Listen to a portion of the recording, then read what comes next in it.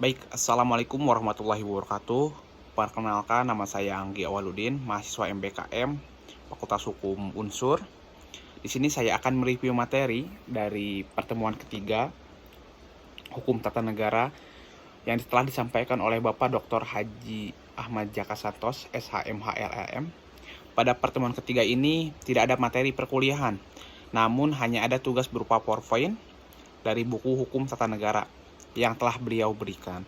Adapun poin-poin yang terkandung dari buku Hukum Tata Negara yang telah beliau berikan dalam PPT tersebut yaitu membahas materi bab 1 sampai bab 3, yaitu mengenai pengertian hukum tata negara, hubungan hukum tata negara dengan cabang ilmu pengetahuan lainnya, dan yang ketiga materi muatan objek yang dipelajari hukum tata negara Indonesia.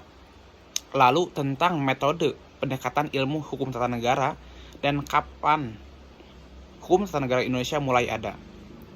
Serta penegakan hukum tata negara Indonesia, fungsi hukum tata negara Indonesia, kekhususan hukum tata negara Indonesia, perkembangan hukum tata negara Indonesia, dan sumber hukum tata negara Indonesia. Adapun dalam bab 2 yaitu konstitusi Indonesia. Yang pertama ada pengantar, selanjutnya membahas konstitusi Indonesia, arti penting pembukaan Undang-Undang 1945, perubahan Undang-Undang Dasar 1945, prosedur perubahan Undang-Undang Dasar Negara Republik Indonesia 1945, dan yang terakhir ada Komisi Konstitusi. Namun dalam bab 3 yaitu membahas tentang sejarah perundang-undangan Indonesia. Di sini menjelaskan tentang sumber tertib hukum tata urutan peraturan perundang-undangan Indonesia menurut ketetapan MPR RI nomor 20 atau MPRS tahun 1956.